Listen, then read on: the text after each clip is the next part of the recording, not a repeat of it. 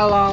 Hello, Jughead. This is Archie. Come over right away. It's a matter of life or death. Oh, relax, Archie. Attention, all true believers. Marvel Comics is on the air. A friend of the unfortunate, enemy of criminals. In reality, Dan Garrett, a rookie patrolman, loved by everyone but suspected by none of being the Blue Beetle. Boys and girls, your attention, please. Presenting a new exciting radio program featuring the thrilling adventures of an amazing and incredible personality. Faster than an airplane, more powerful than a locomotive, impervious to bullets. Up in the sky, look! It's a bird, it's a plane, it's Superman! 10, 9, 8, 7, 6, 5, 4, 3, 2, 1. Order up, everyone. It's the Final Order Cutoff show, and it's the first show of the new year, 2025. We have some crazy things to talk about, and it's weird to think that it is now 2025, and yet we're going to be talking about a cartoon from the 1980s. Silverhawks is back with a brand new comic series, and we're going to have special guest Ed Brisson talking about it, amongst a lot of other fun things. It is a smaller than normal Final Order Cutoff week, but considering the last 2 weeks of December 2024 were ridiculously tiny, it's going to be nice to see a return of some Marvel and DC discussion with new Image books and more on FOC. So stick around because it's going to be a great show.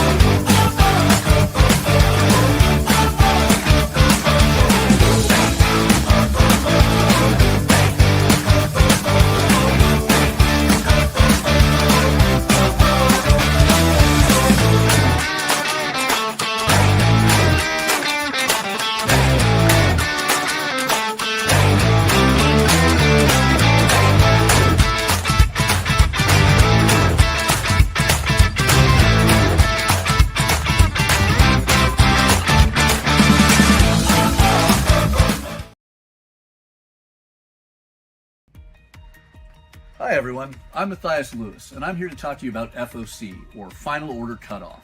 It is the last chance that we, the comic retailers, have to finalize our orders for comics releasing roughly 3 to 6 weeks out from the Mondays we finalize our orders. We deal with this every Monday, but this is important to you, the consumer, because it is the perfect time to reach out to your local comic shop if you want any specific or guaranteed items. If you want the Jim Lee or Dan Mora covers of Justice League Unlimited, reach out to your local comic shop and let us know. If you want the new issue of Lilo and Stitch, this is the perfect time to tell us. Because as long as you can get us the orders before Monday at 6 p.m. Pacific Standard Time, that will give your local comic shop retailer enough time to finalize that order, adding in whatever it is you want, so they can guarantee when it releases, we have a copy set aside waiting for you. So, always reach out to your local comic shop before 6 p.m. on Mondays with the comics you want. The sooner, the better, to guarantee they're waiting for you. All right, guys. It is a brand new year, which means new comics to order for roughly 3 to 6 weeks out. I think we have some really fun items on FOC that we talk about today as we get to a big return of all the publishers being involved. And I want to start off with Image Comics this week. Does that sound good for you, Kyle? Let's do it. All right. So Image has a bevy, and as always, I want to point out, you can see all the comics on our Final Order Cutoff. These are due January 6th, aka next Monday. And we always ask that you reach out to your publisher or to your local comic shop with anything you want. If you don't have a local comic shop, there is a link that we can provide so you can get your FOC orders in through us. But the goal is always to help out the local comic shop in your area that you love, that builds the community that you enjoy, and to let them know these are the books you want, so they have them waiting for you. So you can see all the comics that are on Final Order Cutoff by going to previewsworld.com/finalordersdue to see everything from Image, Marvel, Dark Horse, Boom, Dynamite, etc. However, if you want the DC books, you're going to want to go to lunardistribution.com, as you can see here, and go down to their upcoming FOC. Make sure you're clicked onto the right FOC date, and you can see all those items. Now we're going to go back to previewsworld.com/finalordersdue and talk about some Image books. And we are, of course, always going to highlight the big ones. We're not going to talk about every single book, but you can follow along or check those out to see them all.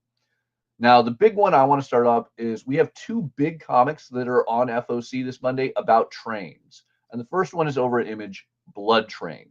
It's an interesting one-shot pitched as 28 Days Later Meets the Ruins, written by Adam Glass with art by the incredible Bernard Chang. Been a big Bernard Chang fan since the 90s. Not only is he a great basketball player, but he is a brilliant artist. But this is an interesting horror one-shot where a group of kids get on the Siberian Express, and one of them has a deadly virus that will make them a massive bioweapon and kill everyone on the train, as well as start World War III if the kids don't get ahead of this and kill one of their friends first. It's a dark and interesting premise. I'm kind of curious how it's going to be perceived. It is in a magazine format, so it's a unique size trim, but it's a one-shot. I mean, it definitely sounds like the pitch to a movie I'd watch. So we'll see. I'm trying to figure out what a bigger fear is, having that happen on a plane or a train. Man, yeah. Well, I mean, you can throw someone off a train. I don't want to, I don't want to risk throwing someone off a plane. It's true, but also planes can land a lot faster than trains can find a place to stop. That's valid, yes. I don't know, man. I don't know. Yeah. I mean, I feel like I can move around a modern train far easier than I can move around a modern plane. Well, that's fair. And then on top of that, you can hide in a train. There's various, levels, there's various rooms, you run around. Airplane, you're just crawling on people. Oh, yeah, I don't want to be in an airplane during chaos. That's fair. What's our other train book? Our other train book is Kill Train, but we'll be coming to that at the end of the show. So another thing I want to point out for those of you guys who are keen-eyed and paying attention, you'll see Free Comic Book Day 2025 items on this. As a general rule, it is uncouth to ask your local comic shop for Free Comic Book Day items to be set aside at FOC. What I would do is ask your local comic shop politely, are they going to be hosting Free Comic Day, which will be the first Saturday of May, as it is every year? And if they are, ask them what their policies are. Ask them if there's a limit of how many comics they can get, if comics can be ordered. Each comic shop is going to be different and unique on this, but don't expect that you can simply order these books because they're often ordered in bundles or large quantities. And while they are given away generally for free, it does cost your local comic shop money. So always just be respectful and communicate. That's the goal with all of this, right? No, for sure. And I will say this, I tend to order bundles of the Free Comic Book Day books to give away on Halloween. So yeah. I will, at this point at FOC, it's a little different for me to go to my local comic shop and go, hey, I want to buy bundles of these things. Can you order them now so you have your stock and I get what I'm looking for? That's a different thing than just going, hey, I want a copy of the Transformers Worst Bot Ever Free Comic Book Day book. Can you order one for me and set it aside? That's different than going, hey, I want to buy 100 of that. Yeah. So just keep that in mind. And I mean, I'm always all for customers reaching out to me and saying, hey, I'd be interested in grabbing that. I'm like, okay, well, in my specific store, we hold by, Free Comic Day is the first Saturday of May, as it is, across the country. If you can make it to that, you'll be able to grab a copy. And if you can't, just give us a heads up and we'll see what we can do. My general rule of thumb is that we'll see what we can do. But I always like having the big event.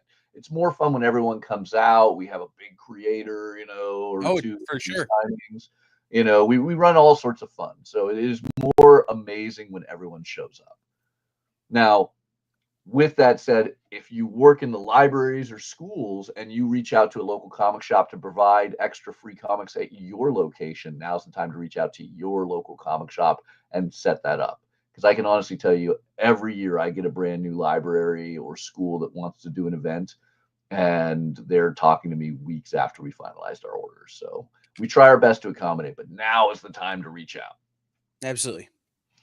So with that said, we're seeing some great continuations from Ghost Machine with Geiger getting trade paperbacks. I love that they're doing direct market editions. So these are copies that are exclusive to those brick and mortar local comic shops.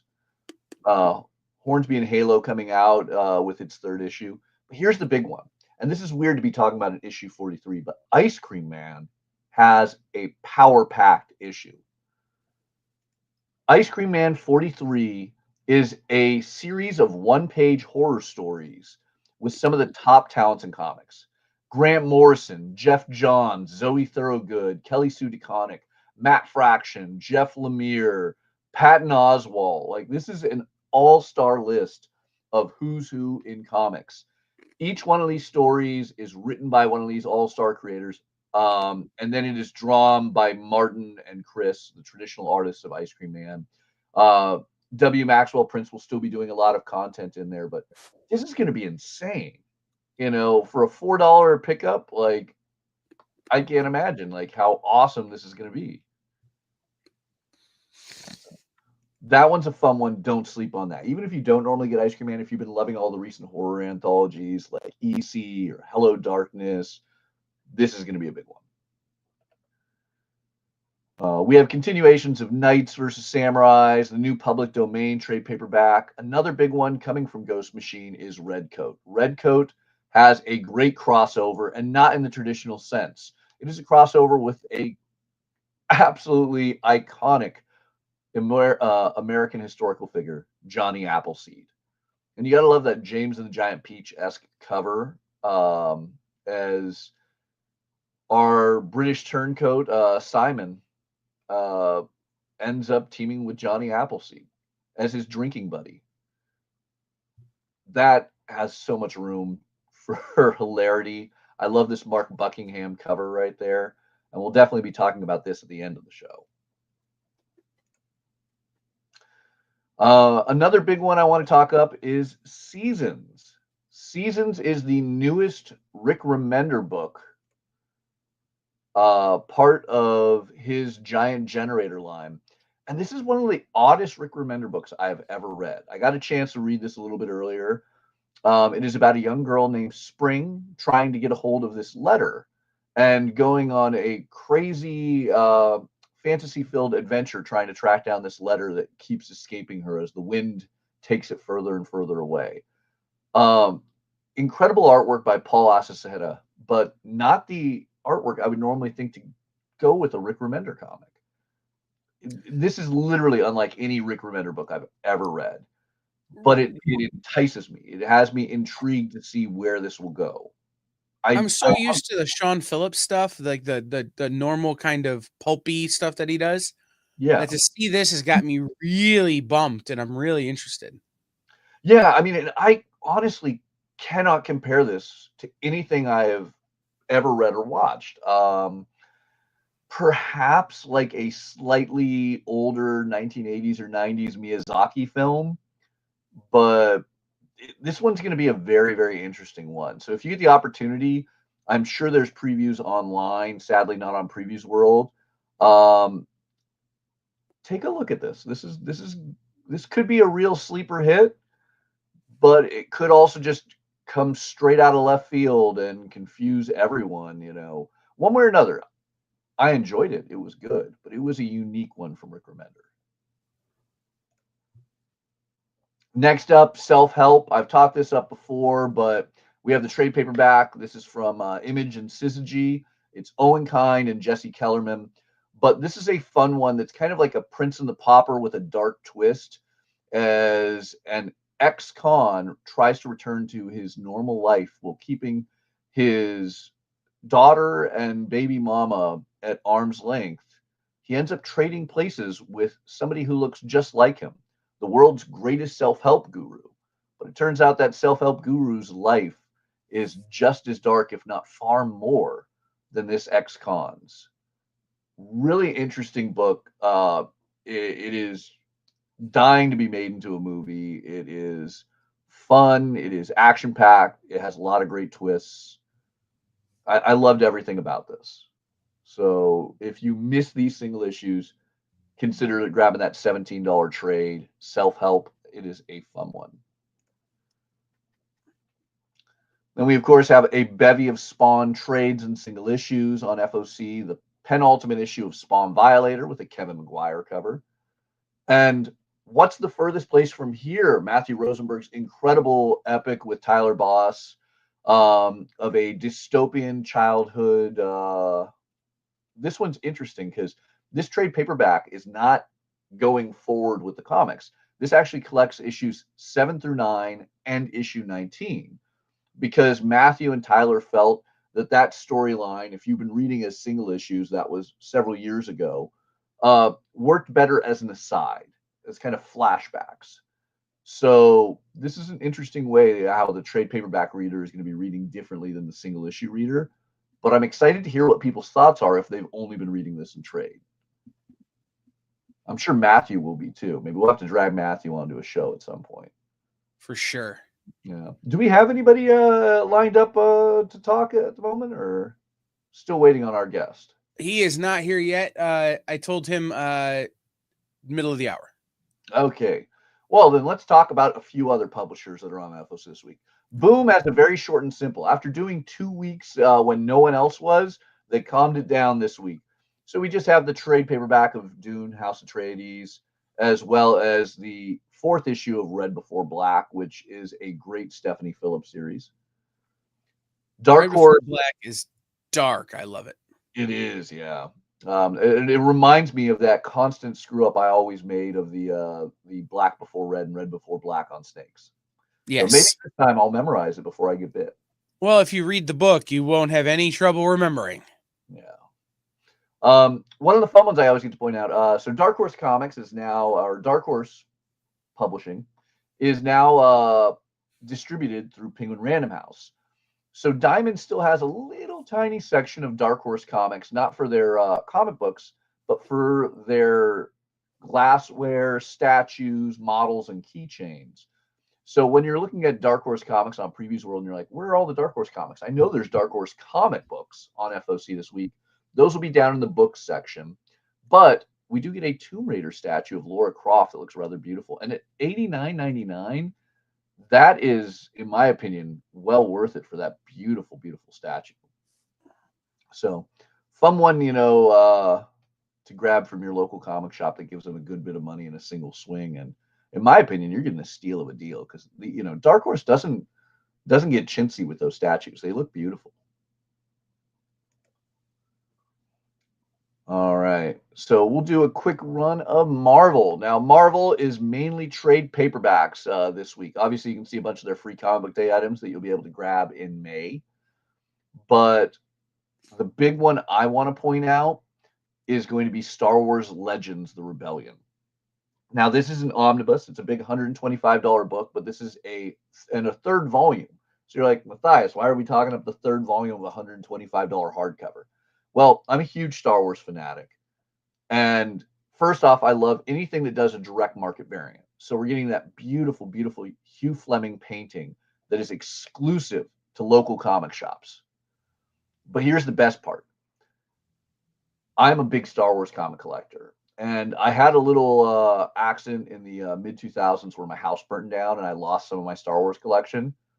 And one of the things I missed was my Shadows of the Empire.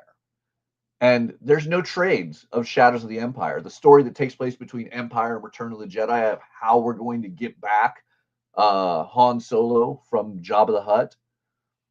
Shadows of the Empire finally is getting a reprint in this massive hardcover, along with some of the later Dark Horse stuff like Matt Kent's Rebel Heist.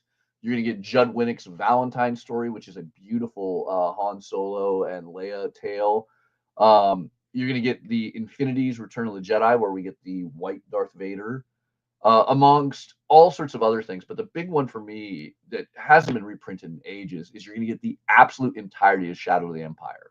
Not only are you going to get the 6-issue one, you're going to get the mini comics, you're going to get all the tie-ins that deal with the various bounty hunters.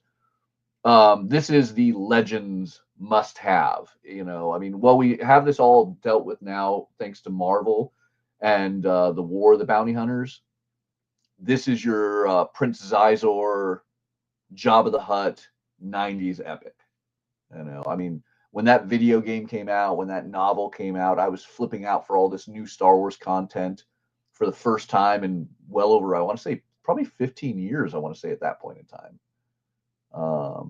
So I get to go relive this again. And, nice, easy way to get it with a direct market, aka comic shop exclusive cover with our incredible Leia. But I do want to show off really quickly that there is the traditional mass market one, if you so need, with Luke. So, I don't know, man.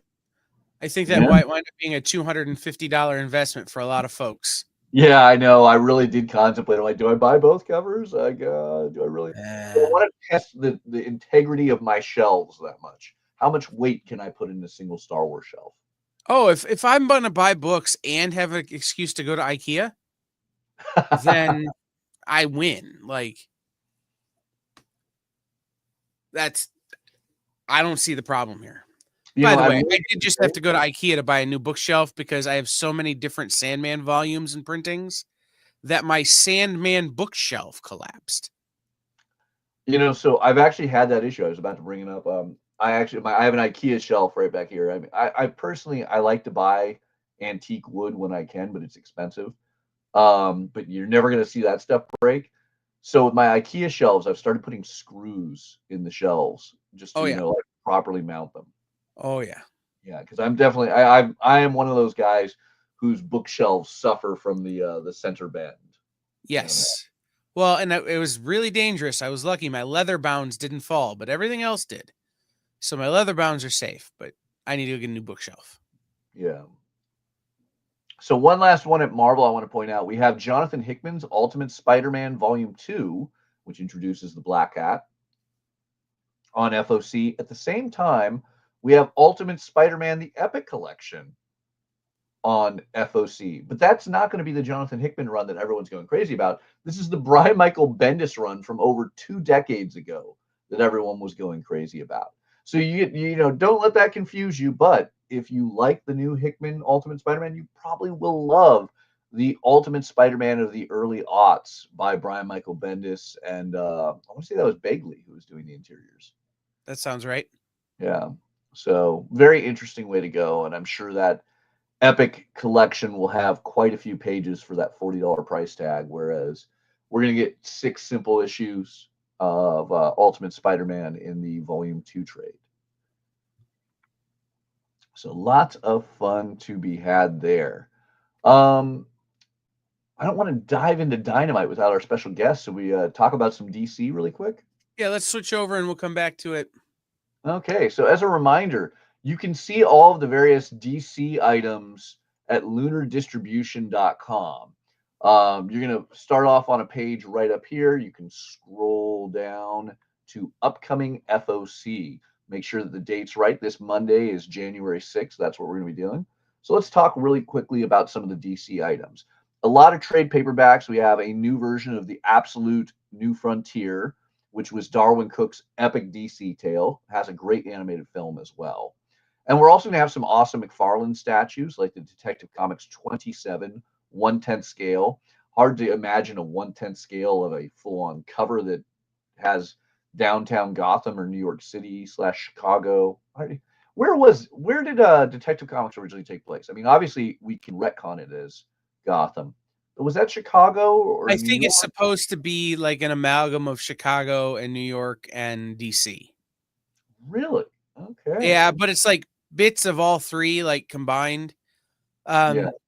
And like, I know that they shot most of the exteriors and most of the underground Gotham stuff for the films in Chicago.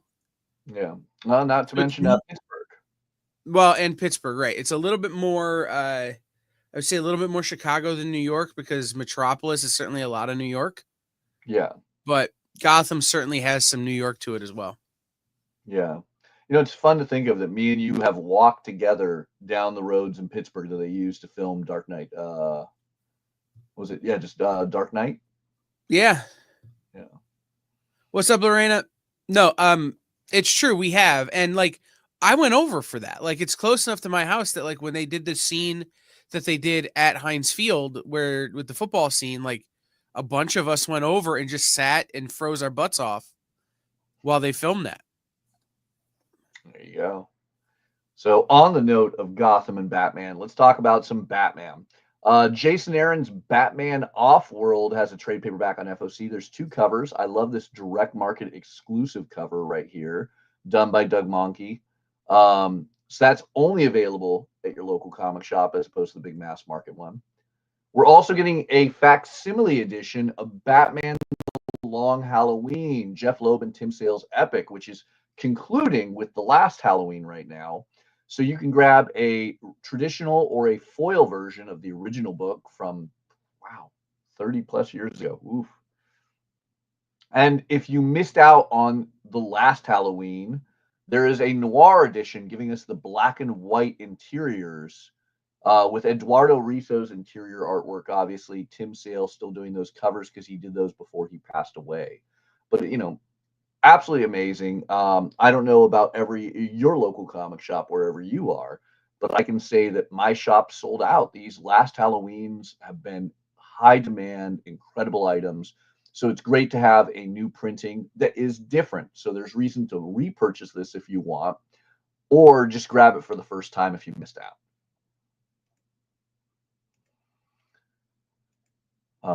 You must be a fan of the Long Halloween, right, Kyle?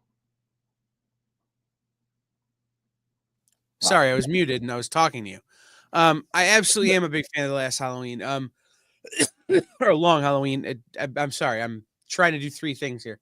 Long Halloween for sure. The fact that we're still getting the covers, right, even post-mortem, Yes, is super impressive and super, I think, important to the legacy of that story. So I'm really excited about that. Yeah. So something real fast that you just kind of gloss over and it's fine. There's the first book in this row, Calavera PI. Just if you haven't checked that out, check it out.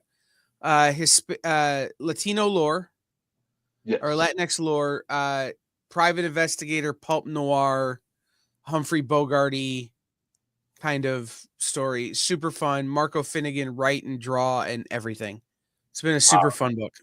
Yeah, wonderful Oni book. Well, I guess now we don't have to talk about it later when we get back to Diamond. But yes, absolutely awesome one that Oni is doing. If you love your sugar skulls and things like that, you'll adore this.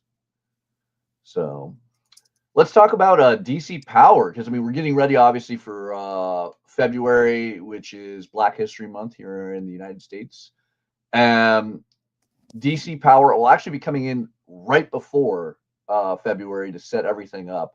And it is a return of some incredible Black creators, not all African American, to revive some of the greatest DC Black characters. I love this plot point. The idea is we're in that post-absolute power where there are fringe beliefs that Amanda Waller was right and others that are looking. We're going to get the return of Josiah Power, who was an attorney that represented and dealt with metahumans, both heroes and villains, who is going to put together a team to protect Black and brown heroes and remind everyone what a hero is in the DC universe. So we're going to get an anthology of incredible stories by various Black creators featuring various Black characters, everything from Cyborg to the new Black Adam, Signal, Vixen, and more. And it's going to set up a return to the Power Company this spring. So beautiful covers by Carrie Randolph, Aletha Martinez, Davi Go. I know this is a 1 in 25 variant, so reach out to your local comic shop to see if they are going to get it. But this Valentin DeLandro piece with Signal and Batman, I just love, because if you look closely, that is not Bruce Wayne Batman. That is, oh, come on. We just had John Ridley was the one writing him, and I cannot remember his name at the moment. Yeah, you're going to make me think, and I'm not Yeah. going to be able to come up with it. He is the son of the head of Wayne Enterprises. And I hate to say this, it's going to kill me. Oh, man, it's Fox. His last name is Fox. It's yes. Luke Fox? Luke Fox. Yes, Luke Fox, I believe, is that Batman. But, whew, yeah. Hey, just as a little aside, do we want to jump back over right now? We seem to be coming to the end of the DC. Jump back over and do our Dynamite.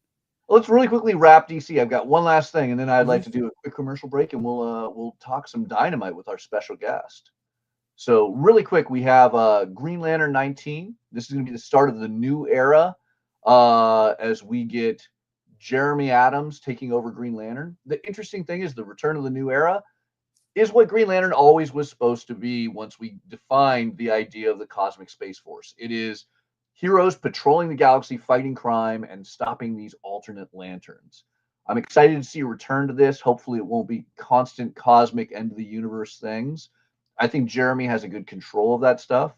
And I mean, we might also get to talk about another cosmic protectorate group momentarily that is not lantern based. I want to bring up, there's the limited edition Untold Legends of Batman. This is a classic story by Len Wein with unbelievable artwork by Jim Aparo and John Byrne from the 80s. I actually still own the original cassette tapes for this, but now you're going to be able to get all three of these issues in a single binding for $13. It's like getting a trade paperback for $13. It's going to be an oversized format, but I think this will be a really fun way to grab this if you've never read this story that kind of gives some origins of the classic Batman villains and the bat suit. And then we will wrap it up with a one-shot by Joshua Williamson. It's Superman Lex Luthor special. Now, this one has me excited. I've been loving Joshua Williamson's Superman run. Obviously, we had a guest who talked about Lex Luthor in Lex in the City a few weeks ago. But this is our traditional Lex Luthor returning to the authority that we're used to of the evil villain, mega billionaire. How is that going to affect things when he's been the man behind the scenes for the last 20 plus issues of Williamson's Superman run? You'll have to grab this special to find out. An affordable price, $4 for this thick one shot with some great covers, even a foil alternate cover. You know, a must for Lex Luthor fans. So those are the big DC FOC books. Let's do a quick commercial break, and we'll come back with an incredible special guest you're all going to love and a cosmic task force of protecting all that is needed. I can't even talk anymore. We're going to do a commercial break, and we're going to come back with the incredible guest, Ed Brisson. You guys are going to love what he has to say about his upcoming comic. Sure, comic books are beautiful, but underneath, there's something more authentic and exciting. The original art. See the pencils, the lines, the shading, as if you were there in the studio watching the artist work. Getting a peek at comics' backstage is easy with the original art experience. All right, Friday night, guys. Thank you for being here. To be doing anything, the fact that you're here means the world to me. Nick's pieces are always value priced with your budget in mind, for the beginning collector to the veteran. And this is gorgeous. You got Aquaman and Mira. Join the original art experience with Nick and our friendly crew of regulars, even if it's just to enjoy the art. Fridays at 7. It's all part of the experience.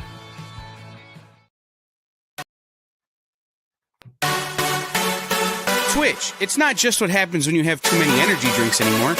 Check out our content over there, too.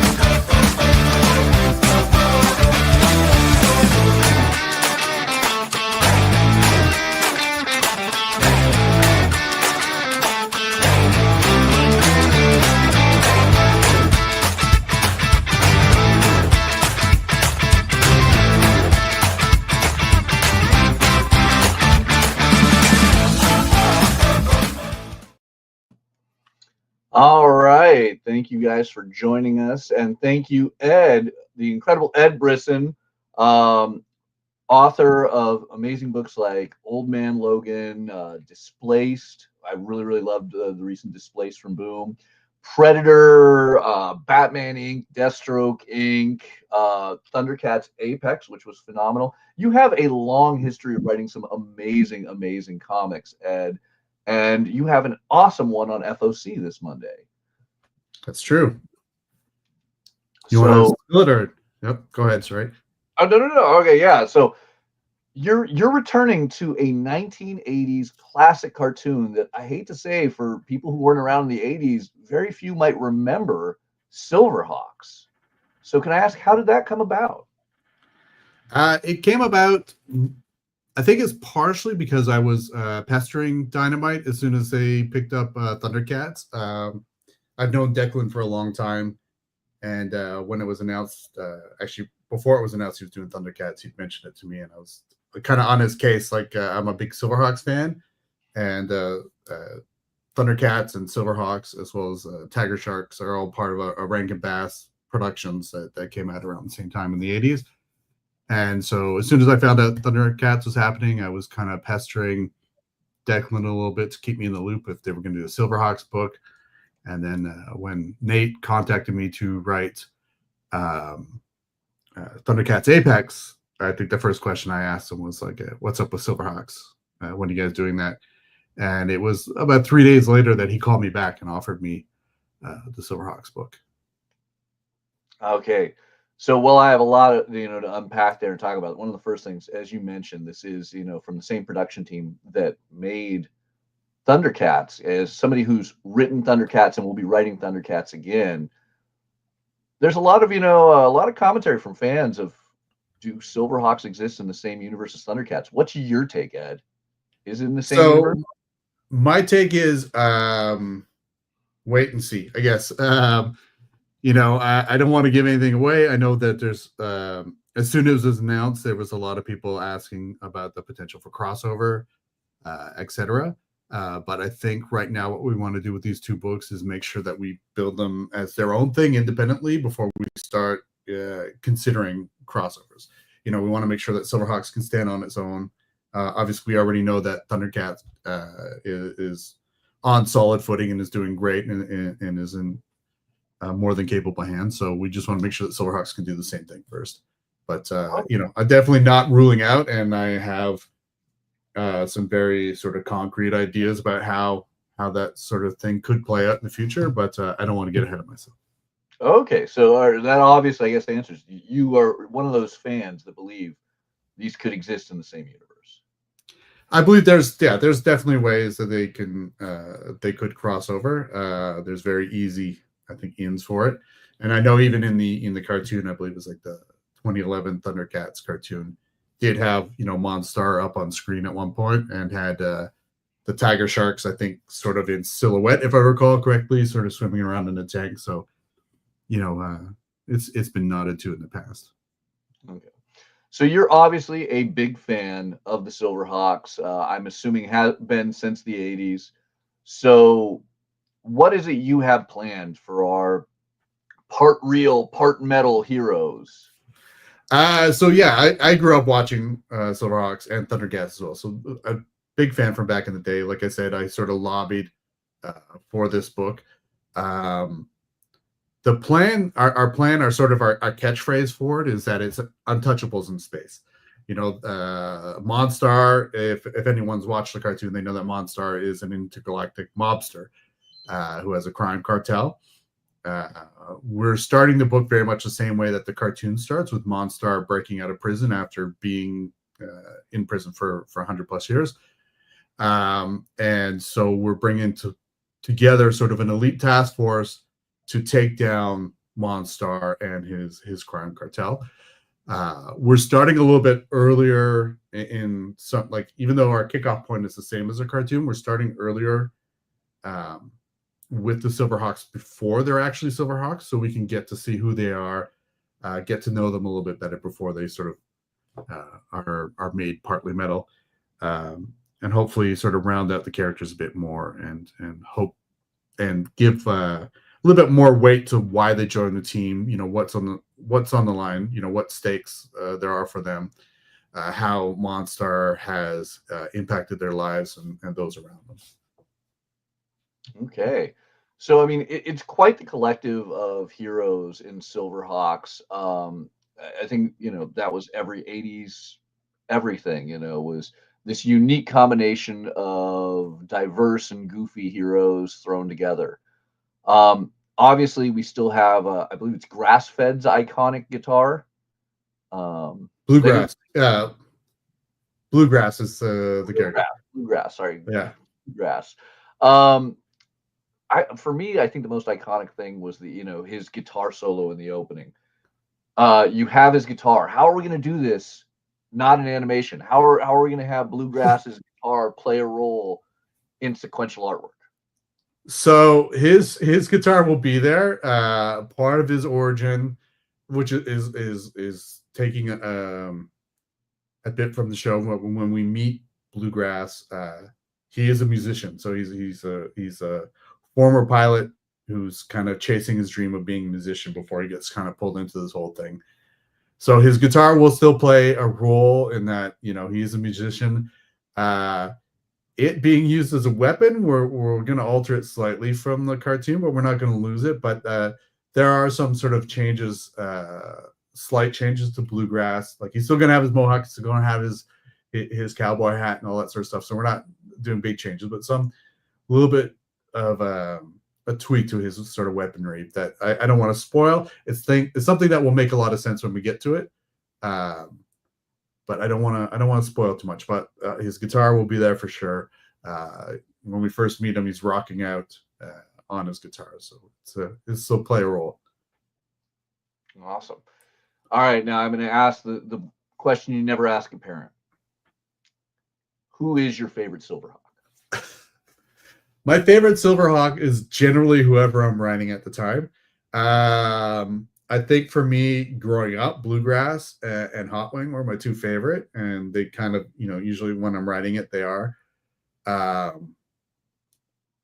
I would say Copper Kid is the most frustrating child for me because he speaks and whistles. If anyone has watched cartoon and remembers that, which is a very difficult thing to sort of translate over to the comic. But right now, Bluegrass and Hotwing are the two that I'm enjoying writing the most. I enjoy writing all of them, but if I had to pick favorites.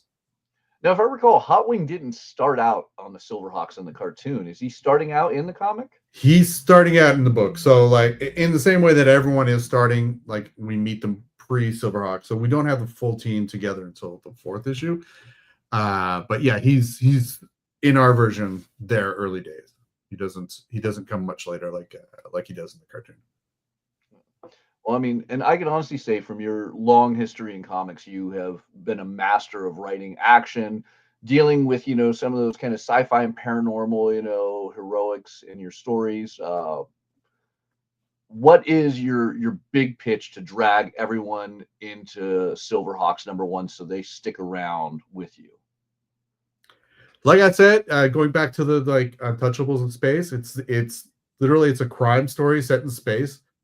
I love writing crime, and I think that I have a hopefully a significant reader base that likes my crime work as well. So this is like crime with a sci-fi twist, and so that really is just my pitch. It's like if you like my crime work, if you like these sort of big sort of gangster stories, and this is really even though like Monstar and his crew are a mix of different types of creatures, it's still sort of a mob story set in space. So yeah, if you love sci-fi and crime mixed, then give it a whirl.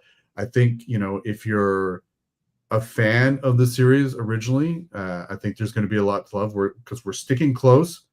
There are some modifications, some changes here and there, but we're trying to keep the spirit of the original series. But we're also doing our best to make it new reader friendly. That's why we're kind of pulling back a little bit and introducing the characters one by one. So yeah, I don't know if that was really a pitch or more as a me rambling, but yeah, it's just the thing that I love. George is a big fan of the original series as well, and so I think readers who enjoy Silverhawks are going to kind of see that love being poured back into it, and hopefully know that they can trust us with the series to usher it out there for a new generation of readers. Well, I think you've proven yourself on other amazing properties you worked on. Obviously, your Thundercats one shot was amazing. So I believe Kyle has a hint of something coming up, and hopefully we can get you to talk about it on a future show. But you're going to be returning to the Thundercats soon too, right? That's true. I got a Thundercats Lost book, which is launching in March. So me and Rafa was the artist on Apex. We're reteaming to do Thundercats Lost, and very excited about that. It features the 3 Thundercats that were introduced in the second series, which is Pumara, Bengali, and Linkso. We've created 2 new Thundercats for it, which we're pretty excited about, named Nico and Ligon. And it's, we've kind of been talking about it. If Thundercats is JLA, Thundercats Lost is Suicide Squad, or like X-Men versus X-Force. So it's a little bit darker than the other book. It's about a sort of recon team that gets lost behind enemy lines and is desperately fighting for their own survival, while also trying to ensure the safety of Thunderians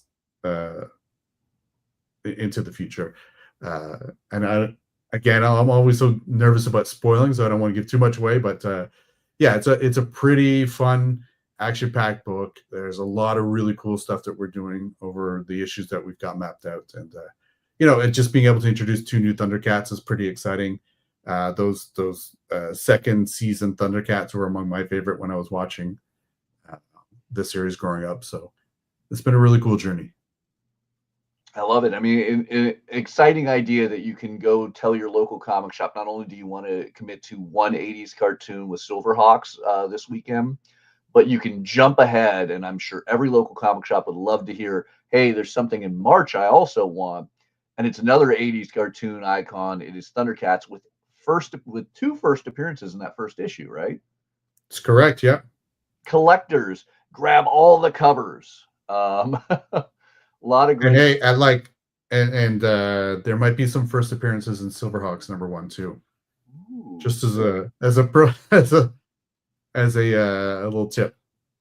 So remember, grab multiple covers. You can check out all the covers. We'll be going over them momentarily at previewsworld.com/finalordersdue. Nikki over at Dynamite loves putting 1 million covers on there, and he gets some top artists to draw those unbelievable covers. So pick and choose your favorites.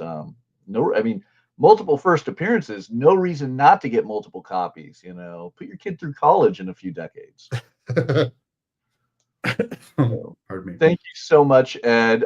Before you go, where can people follow you? Where is your website or social media so they can get more Ed and also keep up to date on upcoming projects you're working on? Sure. You can follow me on Twitter, which is just at Ed Brisson, EDBRISSON. I have a website, edbrisson.com, where I have a sort of very dusty newsletter that I don't send out as often as I should, but there is one coming out shortly. So at edbrisson.com, you can click on newsletter and subscribe to newsletter. And usually that's where I'll put sort of any upcoming appearances if I'm doing signings or conventions or anything like that.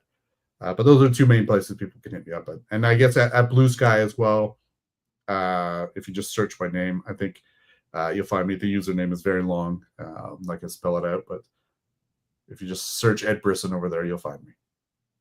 Awesome. And then we have some amazing comics coming up this year from you. I'm sure even more that will be announced and we can find on your social media. But Silverhawks, get your orders in before this Monday at your local comic shop so you can track that down. I think that one's going to be a real fun hit. And then I'm way more excited than I was even going into this to check out Thundercats Lost, because Thundercats meets Suicide Squad that's a pitch line. Right. We actually had somebody in the comments ask, is there going to be more Displaced? Any chance you're going to be returning? I would love to. There's no immediate plans, though. Okay. I do have an idea of where I'd love to take it, but at the moment, there's nothing in the pipes. Look, if we could destroy more rural Ontario, I'm here for it.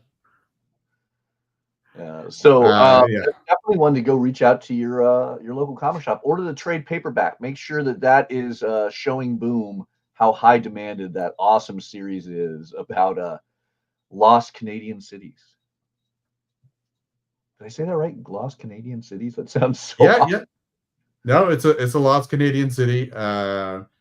If we do a second volume, it'll go a bit more global. But you got it right. There we go. Okay. I better get it right. I'm going up to Canada next week. If I do that, I think that's going to be the defining. They don't let you cross the borders. Like, wait, you're not reading Ed's Displaced? Yeah, that's true. It's now on our. And if you want to become a citizen as well, it's now on the test. When I cross at Windsor, they don't let me in because I am reading it, and they're worried what I'll do to Oshawa. Amazing. All right.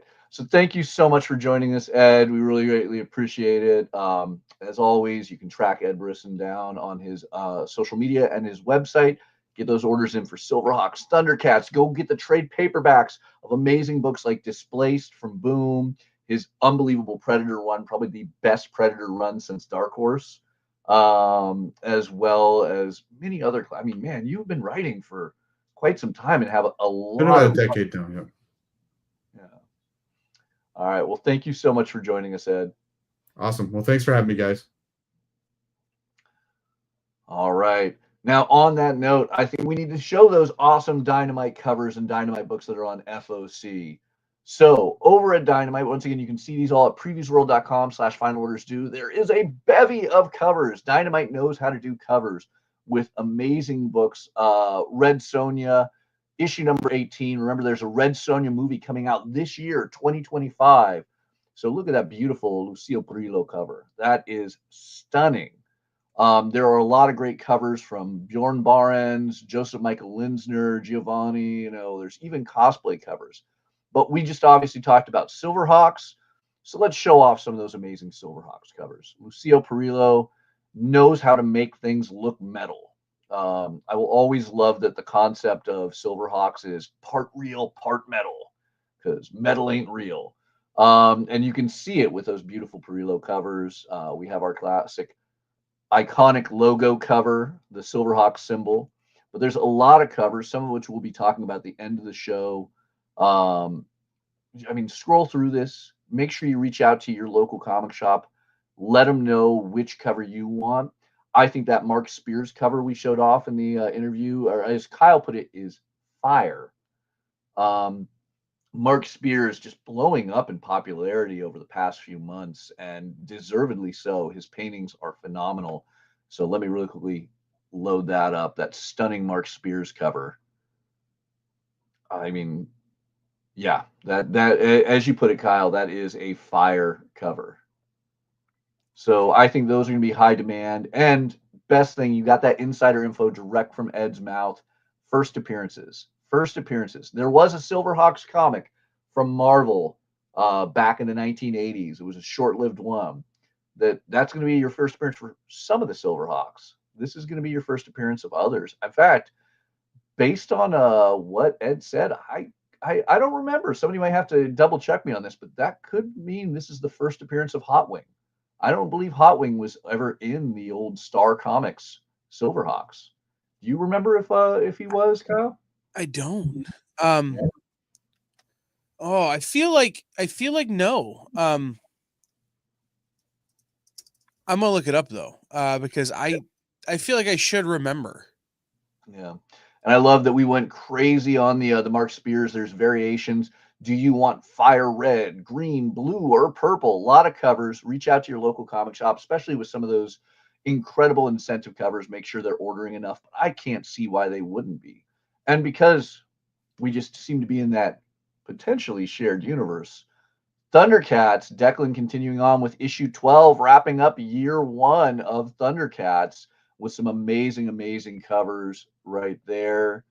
I love that Lucille Perillo right there. As Declan continues with Drew Moss on this tale. I believe we're actually going to be dealing with some of the fallout of Thundercats Apex in this issue. A lot of wonderful covers. Remember to take a look at all of them, even more Mark Spears. Let your local comic shop know which ones you want, especially if you want multiple.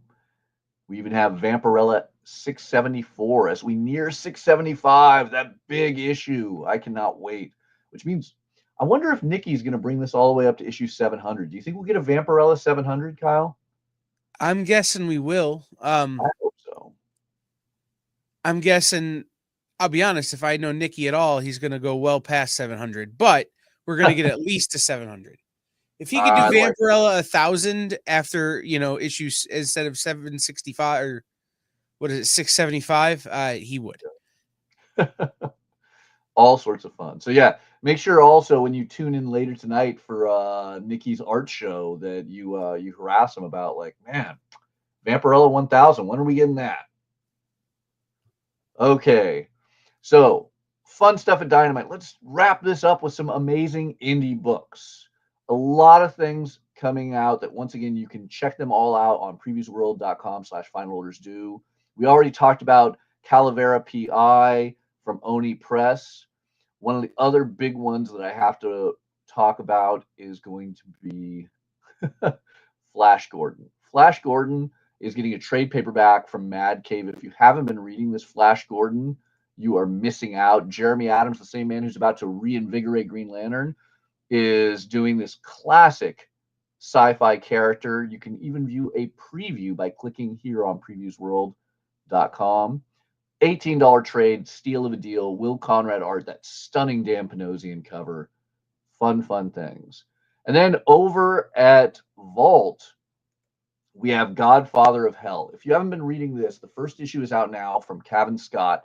It is a made man who dies and goes to hell, and he doesn't want to simply be yet another soul lost to the depths of hell. He is going to become the ruler in hell if he has his way. So this series has been just unbelievably enhancing itself with its first issue, and issue 2 looks all the more amazing. Stunning interior artwork by P.S. Bach, who has done everything from Eat the Rich to Stranger Things. You have Cavan Scott of Star Wars and New York Times bestselling fame doing the writing. This is a masterpiece. I am loving this. So there is even a XXX adult cover, which is going to be more horrific than sexy, I will warn you, that you guys can order. Beyond that, we have our second Train book. Finally get to that, Kill Train.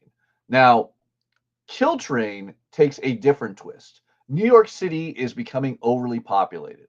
So the powers that be decide they're going to take certain random trains and kill everyone involved. Now, I'm not a New York City citizen. I have never been. I'm not the type of person who goes to New York.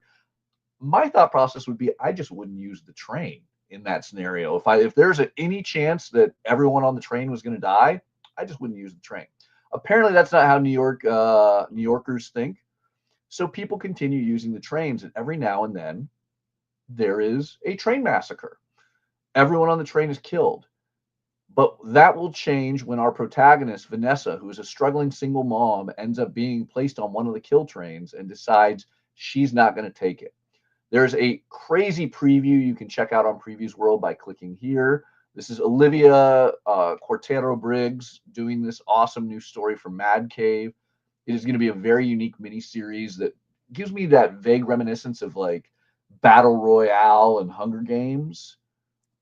I'm kind of curious. Kyle, so I've pitched you 2 train books. Kill Train or Blood Train? I've read Kill Train. You've read Kill Train. Ooh, so what are your thoughts? It's Maniac of New York. If Maniac of New York was more violent somehow. So that is kind of my take on Jason is correct. That book is nonfiction. It really does have that vibe to it. It really feels like that thing where in reading it, where you get on the train and you're like, you know what? I should have just walked. like this is just not a good time to be on the train, and bad things are going to happen to me on this train. But here I am anyway. I will say this: I'm more excited for Kill Train than Blood Train. Only because Kill Train feels like a little bit more of a unique take on the bottle episode train plane horror comedy kind of thing. And it's not a comedy at all, but it kind of feels like it has any moment they're going to just drop a quip in there and it's going to lighten the mood for 8 seconds before someone gets their head chopped off. Yeah. But, it certainly has that vibe in Kill Train, at least, that Blood Train doesn't seem to have. All right. Well, let's go to the dead opposite end of Darker Realms now, from the morbid reality that, as it was said, all trains in New York are kill trains. Let's go to Lenore. Roman Dirge is back with the first new Lenore story in over 7 years. Now, if you were ever a goth in the late 90s or early aughts, there were 3 books you read. You read Sandman from Vertigo. You read Johnny the Homicidal Maniac by Jonan Vasquez. And then you read Roman Dirge's Lenore. Lenore is an undead girl with all sorts of cute and comedic value. And we are back with a brand new story called The Time War. Roman Dirge is writing and drawing it just as he always has. I love that we got a pull quote from Rosario Dawson saying, "I love Lenore," the same Rosario Dawson who's been in Daredevil, Sin City, countless comic adaptions. But yeah, this one looks fun. A lot of great covers, and we'll be talking about that in the recap. But I'm happy to get Lenore back. Roman Dirge. Hopefully, we will become a new hot topic replacement with the return of Lenore. After that, James Tynion IV takes on the Jersey Devil in Let This One Be a Devil. James is working with Steve Fox and Peter Kowalski on this awesome one. It is the origin of the Jersey Devil, set in 1735. If you know anything about that haunting urban legend of New Jersey that has spilled across the country thanks to media, this one's going to be a fun one. And, powerhouse of modern horror, James Tynion IV, working on it with Steve Fox. I think this will be awesome. A lot of great covers on that one. And we will wrap it up with Return of the Living Dead. If you have not picked up issue number 1, you might have a hard time getting a copy. I'm hoping a second printing comes out. Rush to your copy. We still have copies. But this is that classic 80s punk rock Living Dead sequel, Return of the Living Dead, done in comic form. Beautiful, beautiful covers on there. It has everything that I loved about that 80s film, from the sexy, crazy punk rock vibe to send more paramedics. It's going to be a great miniseries.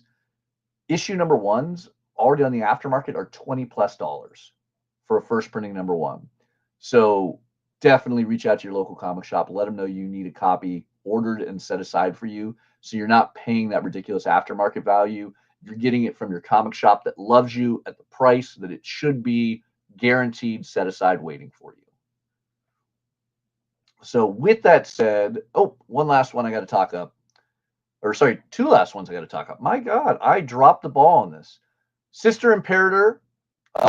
This is done by Ghosts Tobias Forg. If you're not familiar with Ghosts, they are a metal band that has taken the modern music scene by storm. And now we're going to get the story of Sister Imperator in comic form.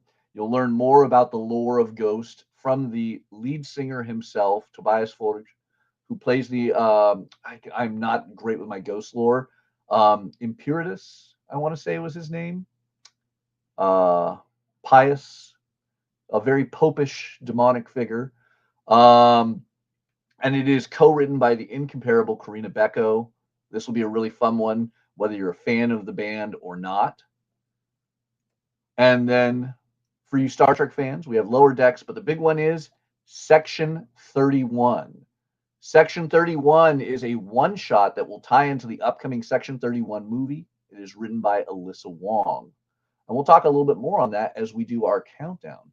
So, Kyle, if you wouldn't mind taking it away, let's do our top 10 this week so we can wrap things up on January 6th, Monday's final order cutoff date. So, top 10ing this. Let's see what we got. We have, whoop, I have lost my screen. We have Godfather of Hell. Beautiful, beautiful cover once again by Bach. I think this is going to be an amazing series month after month. If you haven't been grabbing it, you need to. Look at that stunning cover. I mean, that is a movie poster right there. Next up, one I didn't get a chance to talk about is Drifters. Drifters is an omnibus. It has come out in manga before. It is by Kota Hirano, the same Kota Hirano who brought you Hellsing, multiple animes and manga.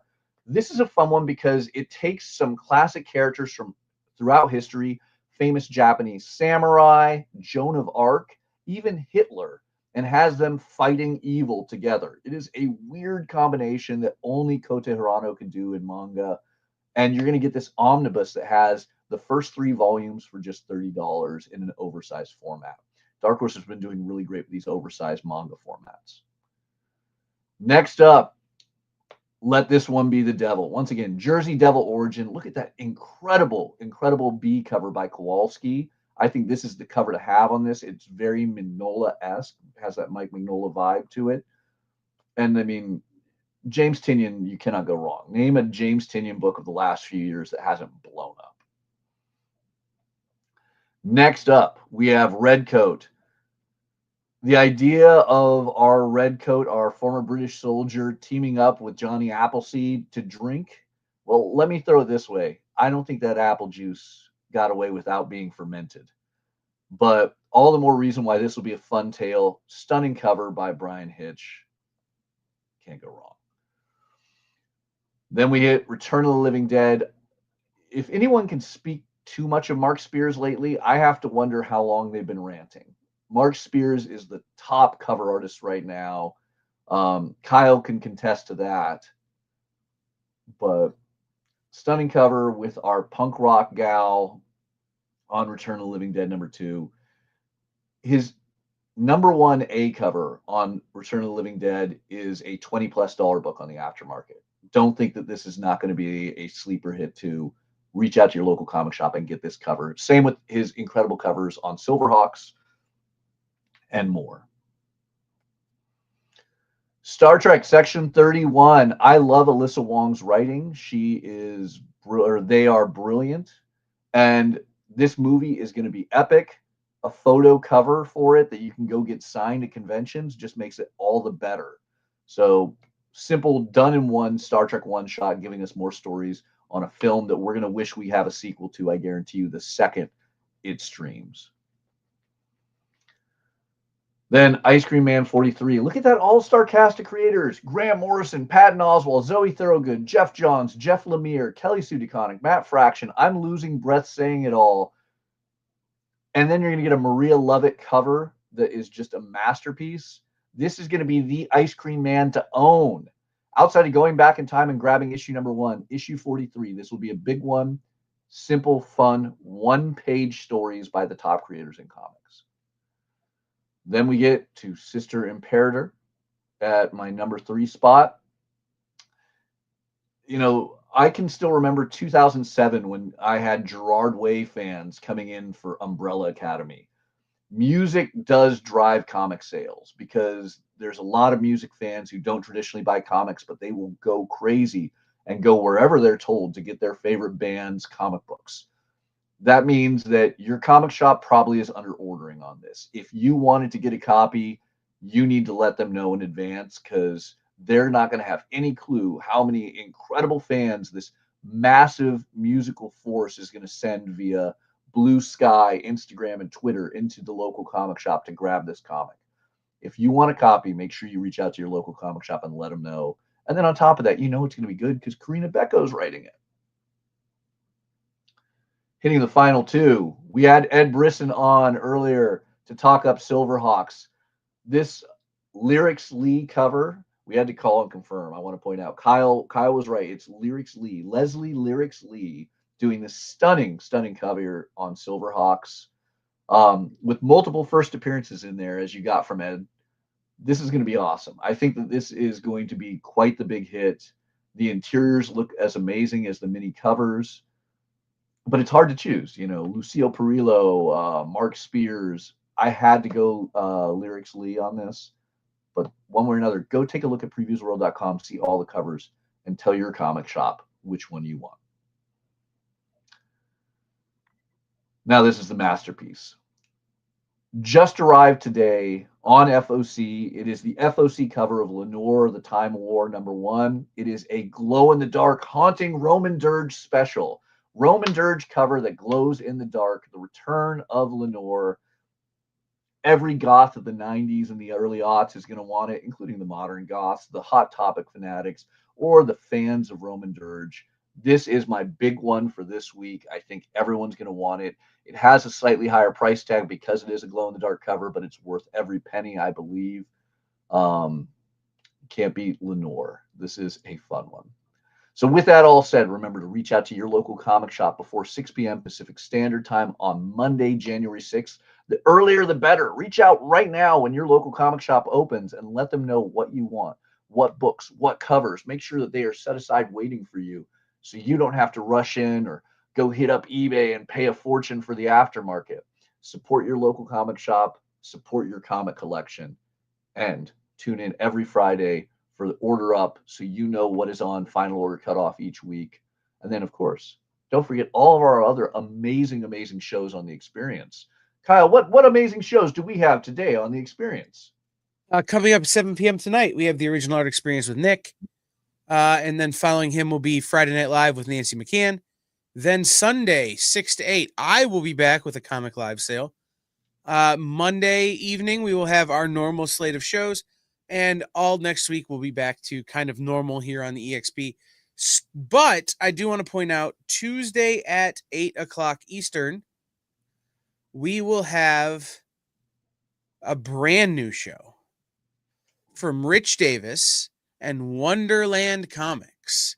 So make sure you're looking out for that. More about that will be on social media in the coming hours, days. So we will see everybody for that as well. So thank you to Mathias. Thank you, everybody. Make sure you turn into the other shows. Absolutely. Thank you guys all for watching week after week. And we will be back next Friday where we will become an international show as I film from Canada. All right. Thank you guys for watching. We'll see you next week.